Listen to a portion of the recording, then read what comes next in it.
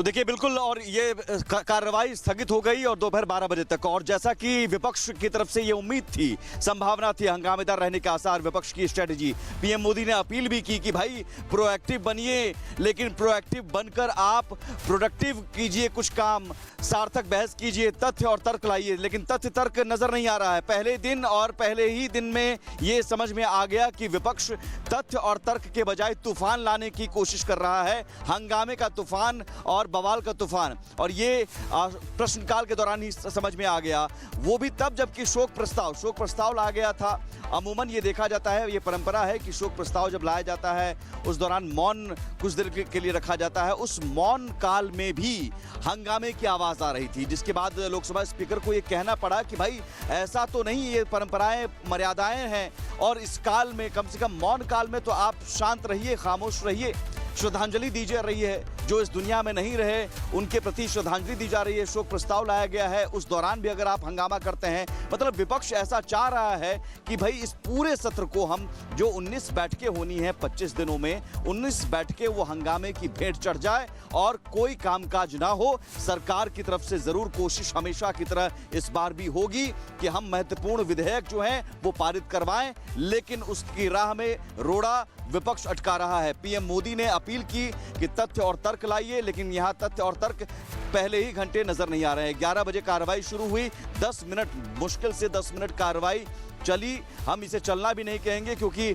शोक प्रस्ताव जब खत्म हुआ उसके बाद से ही हंगामे का दौर शुरू हो गया। विपक्ष हंगामे करने लगा, नारेबाजी करने लगा, तख्तियां लेकर आने लगा। लोकसभा स्पीकर ने कई बार अपील की कि आप बार बार नारेबाजी मत कीजिए, लोकसभा को चलने दीजिए, कार्यवाही चलने दीजिए, अभी प्रश्नकाल है, आपको भी पर्याप्त समय दिया जाएगा। और ये समय पहले भी आपको दिया गया था, लेकिन सवाल है कि अभी क्यों नहीं आप चलने दे रहे हैं संसद की कार्यवाही, अभी क्यों रोक रहे हैं? और शून्यकाल की बात जब आती है तो उस दौरान जो मुद्दे उठाए जाते हैं उन मुद्दों को आप रखिए। इसके अलावा साथ ही साथ जो कार्यस्थगन प्रस्ताव है जिसके जरिए हंगामा करने की कोशिश की जा रही है, उस हंगामे को लेकर भी संकेत साफ है कि यहाँ कार्यवाही बार बार रोका जा रहा है और रोकने की कोशिश हो रही है। तो क्या इसका मतलब साफ है कि विपक्ष आने वाले दिनों में ये मॉनसून सत्र, जो कि पहले भी कई सत्र में देखने को मिला है, वो हंगामे की भेंट ही चढ़ेगा? बार बार इसी तरह की तस्वीर सामने आएगी? आखिर क्यों चर्चा से विपक्ष भाग रहा है और आखिर क्यों ये सवाल?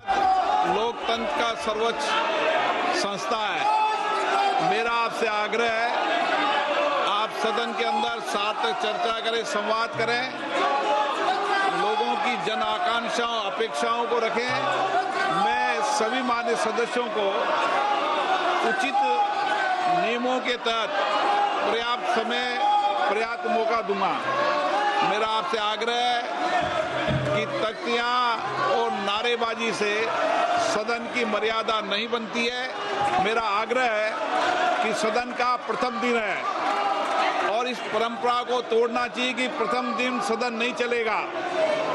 मैं हमेशा आपसे आग्रह कहता हूं कि आपको पर्याप्त अवसर, पर्याप्त समय मिलेगा।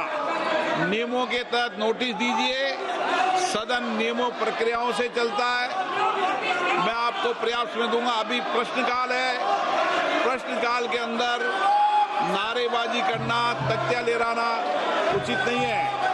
आप सब वरिष्ठ सदस्य हैं, प्लीज आपसे आग्रह है कि अपनी सीट सदस्यगण, संसद लोकतंत्र का सर्वोच्च संस्था है। मेरा आपसे आग्रह है, आप सदन के अंदर सार्थक चर्चा करें, संवाद करें, लोगों की जन आकांक्षाओं, अपेक्षाओं को रखें। मैं सभी माननीय सदस्यों को उचित नियमों के तहत पर्याप्त समय, पर्याप्त मौका दूंगा।